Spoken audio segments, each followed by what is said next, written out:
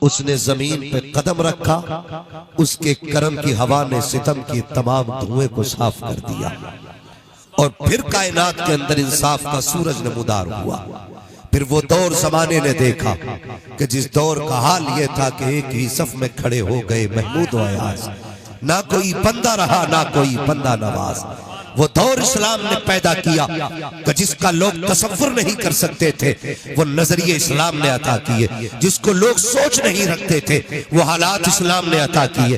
आप गौर करें, आज दौर कितना नागुफ्ता भी है, आज हालात कितने बिगड़े हुए हैं।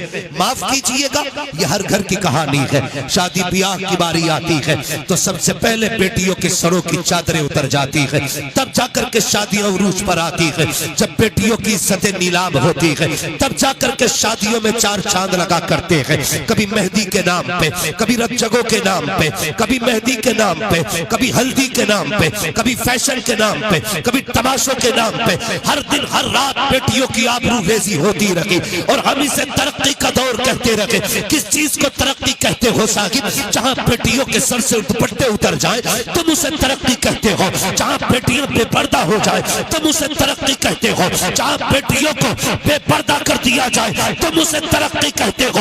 हम तरक्की उस दौर को कहते हैं जिस दौर में पैदा होने वाली बेटी को ज़ैनब कहा जाता है, जिस दौर में पैदा होने वाली बेटी को उम्मे कुलसूम कहा जाता है। हम उस दौर को तरक्की का दौर कहते हैं जिस दौर में पैदा होने वाली बेटी को फातिमा ज़हरा कहा गया। हम उस दौर को तरक्की का दौर कहते हैं जिस दौर में पैदा होने वाली बेटी को खदीजतुल कुबरा कहा गया।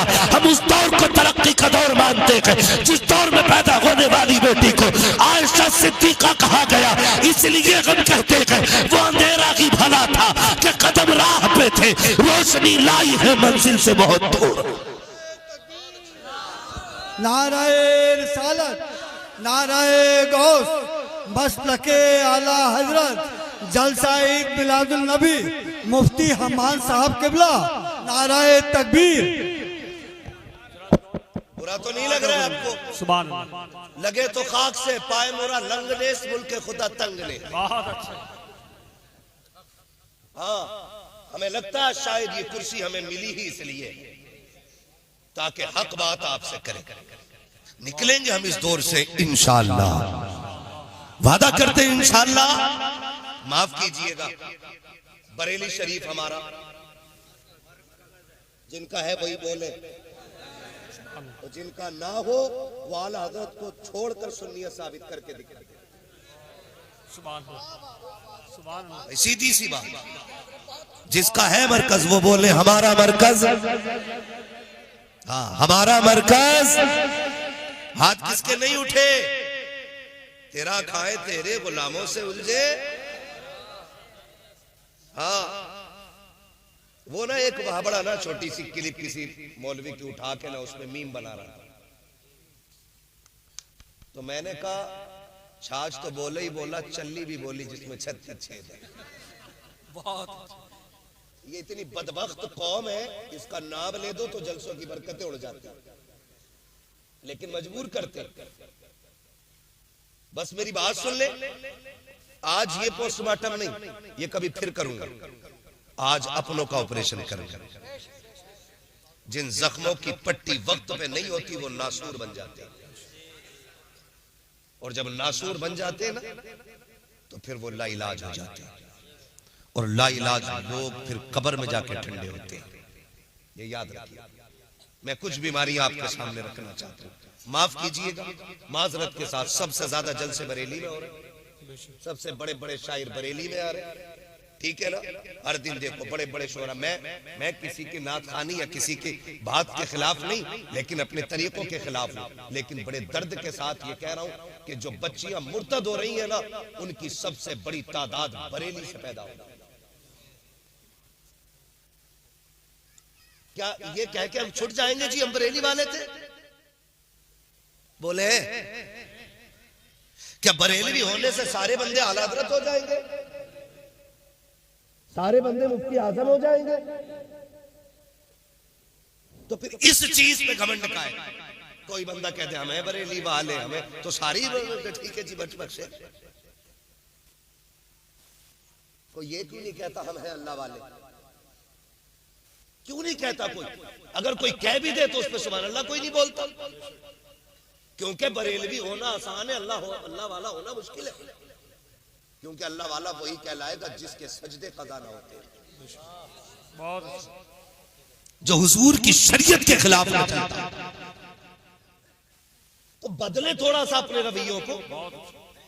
हमें शौक है खाली 8, 20, 50 कलाम सुना जाओ बस, और हमें एक रात में जन्नती हो जाए। जन्नत इतनी सस्ती भी नहीं है बेटे जो प्लेट में लुकमा था उठा के खा लिया।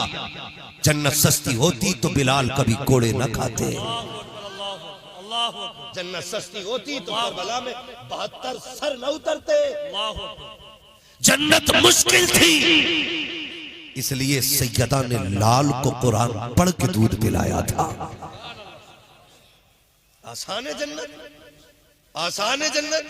आज मिजाज देखे अपने, हमें कोई आए एक रात में जन्नती कर जाए। मुझे बताओ ये बेटियां मुर्तद क्यों हो रही हैं? जबकि वहां से रिपोर्टें आनी चाहिए थी ज्यादा, जहां हमारा गढ़ नहीं है। हमारे गढ़ से कसरत के साथ बच्चियां मुर्तद हो रही हैं। अभी शाम के वक्त में मैं एक बरेली की बच्ची का वीडियो देख रहा था। वो कह रही है, उसने साफ बात कही है कि मेरा पीछा ना किया जाए। मैं फला तारीख इतने बजे घर से निकली हूं, मेरे बाप का नाम ये है, मेरा नाम ये है, हमारा पीछा ना करना। मैं अपनी मर्जी से घर छोड़ के आई हूं। यहां तक तो था मैं सोचने लगा कि इसका मुकद्दर जहन्नम था, चली गई। लेकिन अगली बात जो उसने कही ना, उसने कलेजा टुकड़े टुकड़े कर दिया। जानते हो उसने अगली बात क्या कही? उसने कहा मेरा ही पीछा क्यों कर रहे हो? इस जुर्म में मेरे साथ मेरी मां भी बराबर की शरीक है। ये उस बच्ची का वीडियो गवाह है। वो कह रही है इसमें मेरी मां बराबर की शरीक है। मेरी बात कान खोल के सुने, मां, बहनें, बेटियां, बेटे, भाई सब, मियां बीवी, एक गाड़ी के 2 पहिए। कितने बोले? सारे। मालूम है, मुझे पता है ना थके लोग हिस्से में आए, लेकिन बर्दाश्त करें थोड़ी सी। मेरी बातें कड़वी भी होती है, सुभान अल्लाह भी नहीं निकलेगी मुंह से, और मत निकालना। बस मेरी बातें यहां लिख के ले जाना। मैं खाली दांत लेने नहीं आया, मैं चाहता हूं अल्लाह करे ये बात यहां उतर जाए। क्या कहा उसने? मेरी मां भी इसमें बराबर की शरीक है। अब मैं क्या कह रहा हूं? मियां बीवी गाड़ी के 2 पहिए होते, एक अगला एक। अगर एक भी पंचर हो जाए गाड़ी चलेगी? अगर चलेगी भी तो कैसे? डिसबैलेंस, ठीक है ना? और डिसबैलेंस पंचर नहीं, हवा कम बढ़ती भी हो जाए तब भी गाड़ी सीधी नहीं चलती है, डिसबैलेंस रहती है। मैं बेटी से गुजारिश करूंगा और बापों से भी गुजारिश करूंगा, खुदा का वास्ता कमाएं, आपका हक है। मजदूरी करें, मेहनत करें, आपका हक है। नेक नियत से करेंगे, इबादत है। सिर्फ मसल्ले पे इबादत नहीं, सिर्फ मिंबर पे इबादत नहीं, सिर्फ महफिल में इबादत नहीं। बंदा बच्चों की परवरिश की नियत से हलाल रोजी के लिए निकले, अल्लाह कदम कदम पे नेकी अता फरमाया करता है। ये इस्लाम है हमारा। यहाँ सिर्फ मुसल्ले पे इबादत नहीं होती, यहाँ खेत में भी इबादत हो सकती है, यहाँ मार्केट में भी इबादत हो सकती है, यहाँ दुकान पे भी इबादत हो सकती है, यहाँ मंडी में भी इबादत हो सकती है, हर जगह इबादत हो सकती है। सिर्फ नियत का फर्क है। कमाए। लेकिन आपसे गुजारिश है, शाम को आके 1 घंटा अपना वक्त बच्चों को जरूर दें। शोहर बादशाह है, घर एक मिल्कियत है। शोहर, बीवी वजीर, बच्चे रियाया। समझ गए इतनी बात? घर क्या है? मिल्कियत, सलामत रहे। घर क्या है? बच्चे भी याद कर ले, घर क्या है? शोहर, बीवी, बच्चे, रियाया। अब ये बताइए, बादशाह मुल्क के बाहर गया हो तो जिम्मेदारी किसकी होती है? सारे बोले ये बात एक एक बेटी को जाके बता देना। फरिश्ते इतने मीठे लहजे में बात नहीं करेंगे जितने में मैं कर रहा हूं। वो खाल उधेड़ देंगे अगर गलती हो गई तो। मैं ये बता रहा हूं आपको, अगर कोई तुम्हें फ्री की जन्नत बांटने वाला हो ना तो मुझे भी उसका नंबर देना, मुझे भी फ्री की चाहिए, मैं भी नहीं करूंगा कुछ भी। लेकिन कान खोल के सुनिए,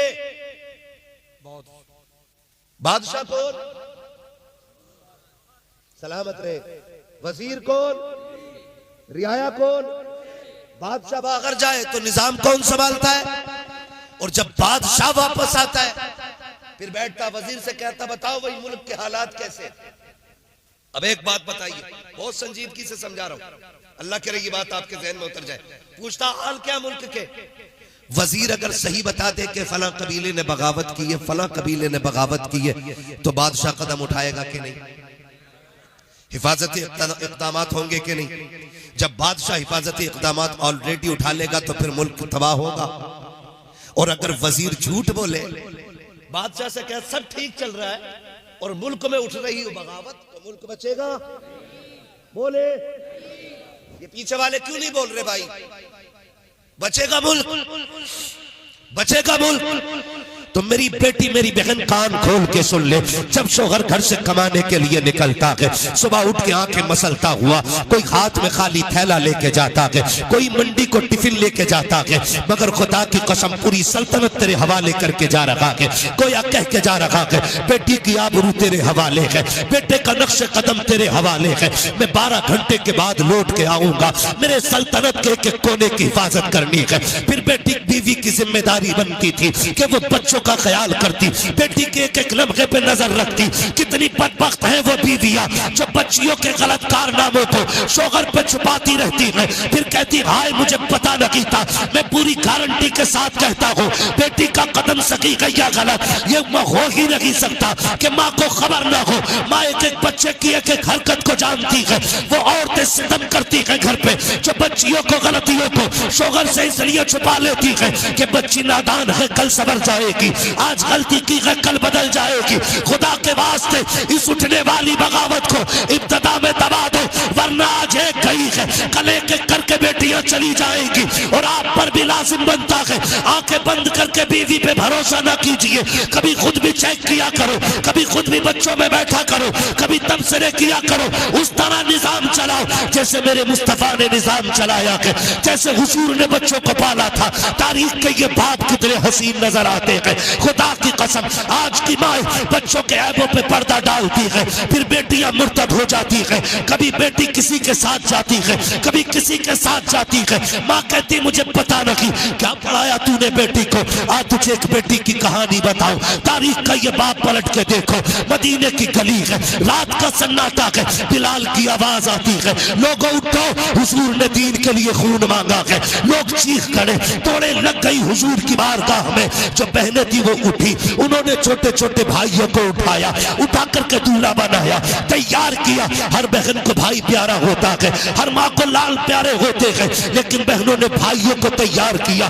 कंधे पे तलवारें रख के कहा था शहजादे जा तो रहे हो लेकिन याद रखना उसके कदमों में जा रहे हो जहां जीने से ज्यादा जान लुटाने में मजा आता है। ए मेरे शेर जब तुम पलट के आओ हमें फख्र होगा, हम शहीद की माँ कहलाए, हम शहीद की बहन कहलाए। और अगर जिंदा भी वापस आ गए फिर भी फख्र होगा, हम गाजी की माँ कहलाएंगे, गाजी की बहन कहलाएंगे। तारीख गवाह है जब ये कह के बच्चे गए थे तो सबका यही ऐलान था कि इन्हें जाना इन्हें माना, न रखा गैर से काम, लिल्लाहिल हम्द में दुनिया से मुसलमान है।